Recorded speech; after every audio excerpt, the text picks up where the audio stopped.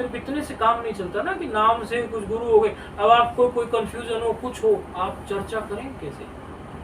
आज जितनी भी विभूतियां हैं उनकी, या पहले जो हमारा क्रम था वो यही तो था, शिष्य सामने बैठता था, गुरु यहाँ बैठता था, शिष्य को संशय होगा, गुरु छेदन करेगा। आज थोड़ा लोप हो गया है, लोप ऐसे हो गया कि शायद पता नहीं कैसे हो गया, उस विषय में क्या बोले। आज तो आचार्य को अपने शिष्य के बारे में पता भी नहीं होता क्या कर रहा है। बहुत ज़्यादा शिष्य हो जाते होंगे, बहुत व्यस्तता हो जाती होगी, अन्यथा तो शिष्य के क्या चल रहा है वो परंपरा हमारी वो है।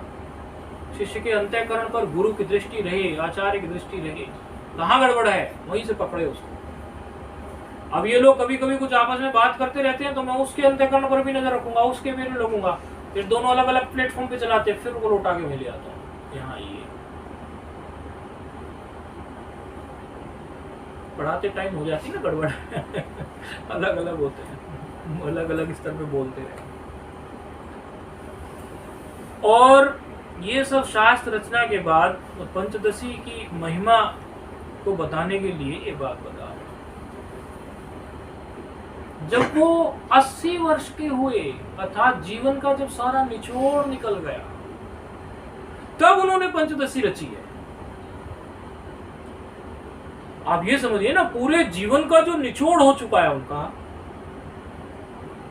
इसीलिए वो कहते थे रामेश्वरम से लेकर, हिमालय से लेकर और रामेश्वरम तक पंचदशी को कोई हरा के दिखाए। यानी जब वो आखिरी शास्त्र है इनका, आखिरी व्याकरण पर रचना कर चुके, न्याय पर रचना कर चुके, मीमांसा पर रचना कर चुके, सारे दर्शनों पर रचना कर चुके और युद्ध भी लड़वा चुके, आखिरी में पंचदशी रचा है। मतलब सारे अनुभव का निचोड़ डाल दिया उसमें। आप ये बात समझिए कितना महत्वपूर्ण शास्त्र होगा। इसलिए ये शास्त्र को आप कहीं भी जाओ, ये कटेगा नहीं और आपकी जय जयकार होगी। जिसने पंचदशी को पकड़ लिया, वेदांत का शास्त्र, और उसको पक्का कर लिया, आप कहोगे कि भाई आपसे कोई पूछेगा आपका कोई एक शास्त्र बताइए, बोले पंचदशी, जय जयकार। एक शास्त्र तो जीवन में व्यक्ति के ऐसा होना चाहिए, वो ये कह दे पलटो किताब, पूछो क्या पूछते हो, और घटा के दिखाएंगे हमारे जीवन में है वो चीज, खाली किताब में नहीं है। हम उसका अध्ययन इतना कर चुके हैं बार बार कि अब वो हमारा जो है श्रवण मनन बन चुका है, निधिध्यासन बन चुका है, हमारे जीवन में आ चुका है। बार बार चिंतन होगा तो क्यों नहीं होगा। इसीलिए लास्ट में उनका शरीर पूरा हो गया 9वें 10वें अध्याय के आसपास। आप देखते हो ना मंगलाचरण में नत्वा, तो भारती तीर्थ जी को भी है, क्योंकि फिर बाद में उन्हीं ने पूरा किया। दो धुरंधर महात्माओं का निचोड़, ये पंचदशी की महिमा है। और एक भी श्लोक टस से मस नहीं हो रहा है उपनिषद से। ये वो परंपरा है हमारी कि काशी में व्यास जी ब्राह्मण होकर प्रकट हो गए और शंकराचार्य जी वहां पर ब्रह्म सूत्र पर भाष्य लिख रहे हैं। इसमें थोड़ा विवाद है कि ये घटना काशी की है, लेकिन व्यास जी वो, अच्छा हाँ, नहीं, भाष्य वहीं का है और व्यास जी उधर बद्री बोलते हैं ना, उनको बादरायण बोलते हैं ना व्यास जी को। अभी बोला था ना हमने, सूत्र भाष्य कृतो वंदे हैं केशवम बादरायण, बादरायण बोलते हैं ना, क्योंकि उधर वो बद्री के पेड़ बहुत थे, वो बेर बोलते हैं ना उसको, बद्री संस्कृत में बोलते हैं, तो उधर बहुत थे पेड़, तो वहाँ की रचना का भी हवाला दिया जाता है। लेकिन मुख्य बात पर आते हैं।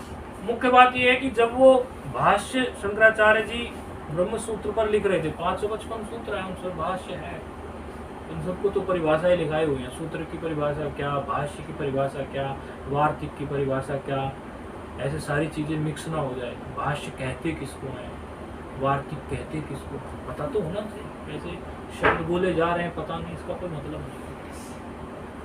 तो जब भाष्य लिख रहे थे, व्यास जी प्रकट हुए। व्यास जी बोले ब्राह्मण इत्यादि के रूप में, तो वहां उनका शास्त्रार्थ हुआ। शास्त्रार्थ में ब्रह्मसूत्र की चर्चा आई। शास्त्रार्थ शुरू तो किसी और तरीके से हुआ था, लेकिन चर्चा में उन्होंने कहा, शंकराचार्य जी, आपके इस सूत्र से मैं उतना सहमत नहीं हूं। क्यों नहीं हो? बोले उपनिषद से थोड़ा साइड हो रहा है। बोले गजब कर दिया। तो हमारी संस्कृति वो है कि हम उपनिषद जो हमारा वो है ना, एक माता सन्यासिनी माता है, एक महाराज जी की शिष्या है, वो हमेशा कहती है, वो तो हमेशा ये वर्ड यूज करती है, these are the highest philosophy of the world. वो तो हमेशा ऐसा बोलती है, माता है सन्यासी। इससे ऊंची कोई फिलोसफी है ही नहीं ना, उपनिषद से ऊंची कोई फिलोसफी नहीं है। आप किसी अंग्रेज से बात कीजिए जो थोड़ा बहुत भी नॉलेज रखता हो हमारे बारे में, मतलब शास्त्र के, हमारी परंपरा जो है भारतीय, वो कहेगा उपनिषद हाईएस्ट फिलोसफी। उन उपनिषदों का सार निकल के ये पंचदशी है। गीता भी तो उपनिषदों से ही निकली है, कहाँ से आई? प्रत्येक अध्याय के बाद में देख लीजिए, ये षष्ठम अध्याय, सप्तम अध्याय उपनिषद लिखा है कि नहीं लिखा? सप्तमी प्रयोग है, उपनिषद में से ही निकली है, कहीं और से नहीं निकली है। तो हमारा जो प्रमाण है वो उपनिषद ही प्रमाण है, और उसमें ये जो पंचदशी है, ये पंचदशी प्रमाण। तो जिन्होंने इसको किया है उनको बड़ा साधुवाद है, और इस परंपरा को आगे लेके चलो, 1 आवृत्ति, 2 आवृत्ति, 3 आवृत्ति। तो अब जो आगे आने वाले टाइम में भगवत गीता में जुड़ेंगे उनको महासाधुवाद है, क्योंकि भगवत गीता में तो इनकी जो गहराई होगी, क्योंकि अब आप लोगों का भी एक स्तर तो बन गया। अब हमने इनको बोला थोड़ा इनको और थोड़े ऊपर स्तर पर लाओ, एक स्तर पे थोड़ी ना उनको रखना, थोड़ा और। हमने तो आपकी जो ये परंपरा है ये चले आपके 4 साल बाद की पुस्तकें भी रख रखी हैं, आज सुबह हमने इनको दे दी।